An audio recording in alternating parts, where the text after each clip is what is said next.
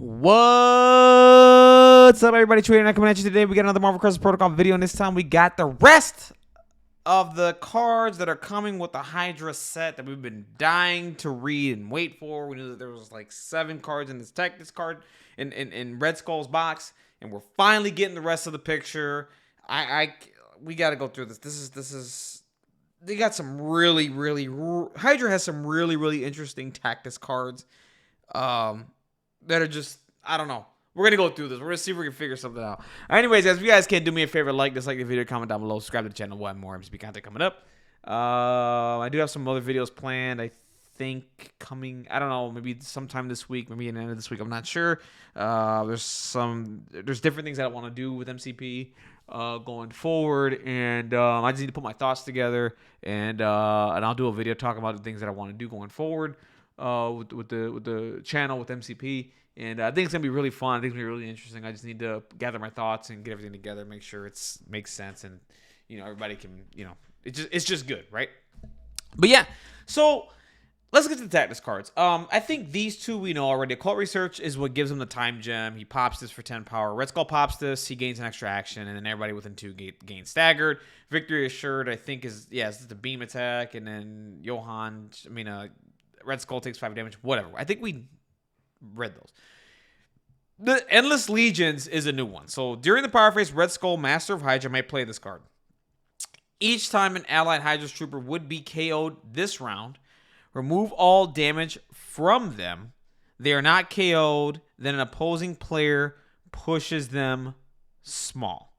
This one's okay. This is like, okay, cool. You can probably, I think, and I could be wrong how this works, but I think on the Hydra Troopers, they have an option where they can reroll all their dice, and then they die. So I think what happens here is, I think if they're KO'd, that's KO'd. They don't get damaged when you do that, and then the opposing player pushes them small. This is okay. So one-time use. You can probably just do it during their activation, pop it, they get pushed small, maybe you get another action back. I'm not sure. But yeah, I think that's really interesting. Something that's fun. You can keep the Hydra Troopers on the map and go at it, I guess. So that's cool. That's a fun card that I'm probably gonna enjoy playing at some point, right? So let's get to the other 4 here that are just like whatever. Let's go with 2 More Shall Rise. Hydra React, and I didn't get a chance to read this card because I was having lunch and I haven't had time to read it. Like, I read part of this, not all of it. So this is the one card I didn't read here. When an allied Hydra character with an active leadership ability is KO'd... Wait a minute. When an allied Hydra character with an active leadership ability is KO'd, another allied character may play this card. Choose 2 allied characters with Hydra or Cabal leadership abilities. Okay. So Cabal and Hydra, okay, all right. Both chosen characters' leadership abilities become active. What? Let me read this again. When an allied Hydra character with an active leadership ability is KO'd, so that means Red Skull, Master of Hydra, or Red Skull Cabal, or Sin Cabal, or Malekith Cabal. Oh my god, I could just go down the list here. Okay. Is KO'd, another allied character may play this card. Choose 2 allied characters with Hydra or Cabal leadership abilities. Both chosen characters' leadership abilities become active. Is that for the rest of the game?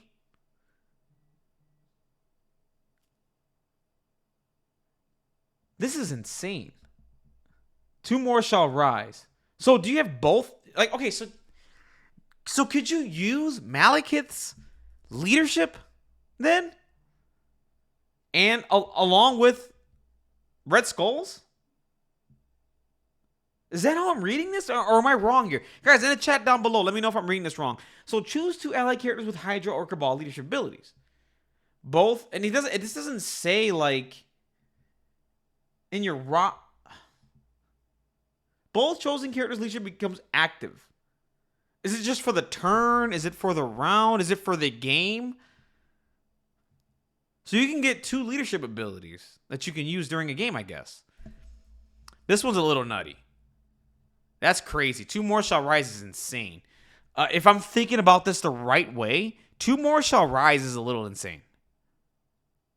So your leader has to get KO'd, right?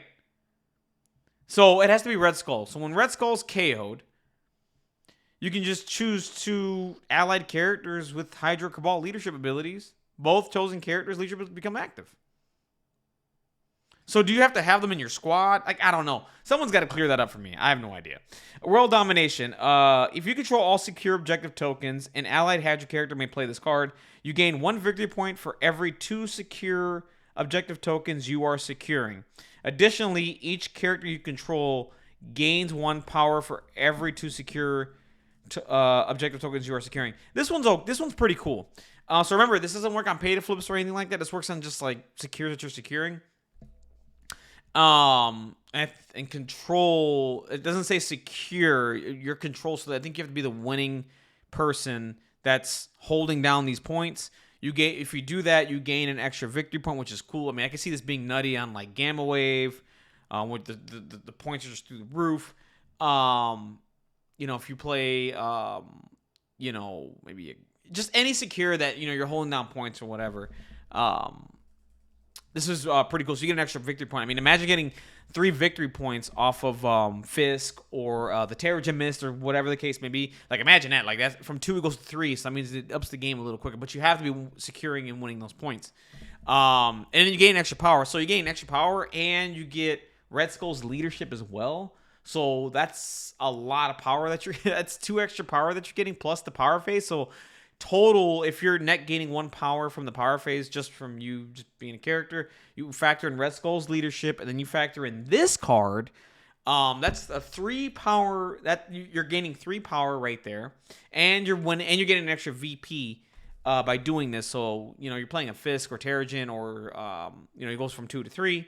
If you're playing Gamma Wave, I mean, God forbid. I mean, if you control Gamma Wave, the 2 becomes a 3-pointer, the 3 becomes a 4-pointer, and then the 1 becomes a 2-pointer. But you have to secure 2 objective tokens to do this, though. So you have to be securing both sides. So for Fisk, you have to be controlling both of them. For Gamma Wave, you have to be controlling 2 objectives, right? You have to be control. So you got to keep that in mind. You got to control 2 objective tokens. You can play this card, right? And then you gain the power and the points and all that stuff. I hope I'm reading that properly. Yeah, it says for every 2 secure objective tokens you are securing. And if you could wait a minute. Now I'm starting to get why. Okay, hold on. If you control all secure objective tokens, so you have to be on all the secures. So you have to be on all of Gamma. Then you have to be all on Fisk. Okay. And this card's okay. I think this card has play. I'm just trying to gauge in my head how it works. Inevitable Betrayal. This card, I think no, wait, I don't think we did. But let's read this right quick. During the cleanup phase, before victory points are scored, an allied Hydra character may spend 8 power to play this card. Choose an enemy character within 2 that is... Yeah, we saw this during the stream, I think. Choose an enemy character within 2 that is contesting a secure objective token. The chosen character counts as one of your characters for contesting a secure objective token this round. So, this is pretty cool. This could probably win you a game at some point. If you're on like their back Gamma or something like that, you just pay... I mean, it's a lot of power, but if you're taking damage and you're dealing damage or whatever the case may be, an Hydra character should be able to... They should be able to get 8 power, especially from the leadership. The leadership kicking off. You should be able to get 8 power pretty easily, and then you just choose an enemy character within 2 that is contesting a secure objective token, which is the back. So let's say, for example, you're tied on the back Gamma, like their back Gamma, your opponent's back Gamma, or home Gamma, I should say. You can just do this, pay the 8 power, and then they become... It basically you choose that character, and it basically turns into your character. It basically turns into you controlling it. So instead of it being tied, you then become the winner of that secure point, and then you score the 3. I hope I'm saying that right. Like I'm going off the top of my head right now how this works.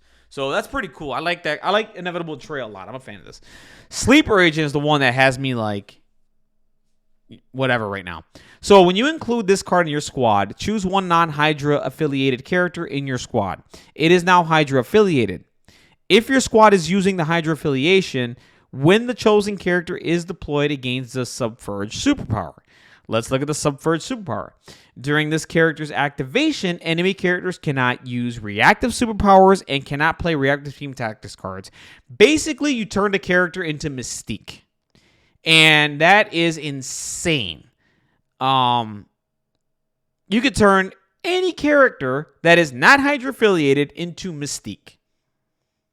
And we have you can go through a lot of characters with this card, and it's, oh my God. I mean, not a lot. I mean, it's just any character with Mystique's leadership, with Mystique's ability, like, oh my God, like, insane.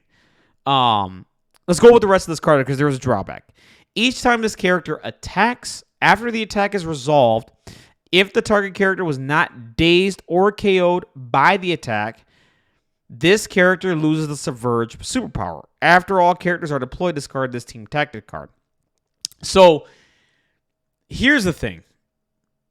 This card is meant for effective attrition pieces. Okay? Because what I mean by this is the characters that you know, right, can probably reliably one-shot a character. And characters off the top of my head that I think of right now, I'm just going to list some. Corvus can one-shot characters with no problem. And if you can stop a recalibration matrix because you have the Subverge token or something like that, that is huge. And if you could turn off reactive superpowers, that is huge. Because here's the deal. If Corvus, let's say, for example, you know, we all know our favorite model, Dr. Voodoo, goes in, right? And he does his Brother Daniel token, correct? Right? We all know Dr. Voodoo has 2 physical defense dice, 2 energy. But it goes up to 4 if he gets the Brother Daniel token back. If you have the Subverge superpower, well, when you attack Dr. Voodoo and want to reliably wipe him off the face of the earth with a Corvus attack or something like that, they're only going to be rolling 2 physical defense dice because they can't return it because it's a reactive superpower. So, you know, like, that's huge, right? And they can't play any reactive team tactics cards, which is like, you know, they can't recalibration matrix. I'm trying to think of another one. I'm just going on top of my head. I think fallback's another one. It just turns off a lot of Mystique turns off a lot of defensive options when she attacks. And that's what this does. And now you can play this on a hyper attrition character like Corvus. I mean, Malekith, because Malekith's not Hydra, he's Cabal. Right? Those are the 2 that go off the top of my head that do attrition really, really, really well. And I can see abusing the hell out of this card. The trick to this is, though, each time this character attacks. So on the first attack, if you do not daze or KO the character, you will lose this. So you're totally dependent on each attack dazing or KOing the character. So that's why I say you have to grab a character that's really focused on attrition and does it really well and very effective. Okay? So that's why I think of Corvus. That's why I think of Malekith. I'm trying to think. There's more just an attrition. Just any characters with like rerolls and just like has a really, really good way to wipe a character off the face of the earth, basically. You have to think about characters that can play this card, and this card can be nutty. Because if you're playing an entire game with Corvus and he turns off superpowers during his activation and reactive superpowers during his activation and turns off reactive team tactics cards, that is insane. Right? This card has some nutty potential, but there's a drawback. So this card ain't meant for everybody. You have to really go through and think about who does your attrition really well and be like, okay, look, and just to keep abusing it, right? Because if you put this on a character whose attrition is not so good, right? It's not really good. You're probably gonna waste this card. You're probably gonna waste this card because you need to get a daze after you attack. Remember, it's not after the activation; it's after you attack. So this card is interesting, and I might. I got ideas. That's all I gotta say is that I got ideas for this card. I'll tell you right now, I got my. This card is nutty to me. I need someone to sit down and talk to me about this card. The Two More Shall Rise, and correct me on this right? Because I have a different mindset on this right now, and I need to make sure I get this correct, because that's insane. That's just what? Two Hydra, or I mean, you can choose 2 allocators with a Hydra Cabal leadership and just use it? Like, do they have to be in your roster? Like, I don't know. But anyways, guys, that's it for me, guys. That's all I gotta say. These cards are awesome. Hydra is looking more and more interesting by the second. And with the rest of these tactics cards, it's finally fleshed out. We got the entire picture for this affiliation right now, and it's looking pretty good, guys. I think this is something different. I feel like we need this right now, right? This is something fresh and new, and you know, this is gonna be fun. This is something fun to come up with game plans and to come up with strategies for this, and you know, this is crazy. I can't wait to try this. Why couldn't Red Skull come out earlier this month, right? Like, that's all I keep telling myself. Why couldn't it come out earlier this month? Damn it. Well, we have to wait 2 more weeks to use this, but I'm fine with that. Anyways, guys, that's it for me. Have a wonderful, blessed day. I'll catch you on the next video. Take care. Have a good one. Bye.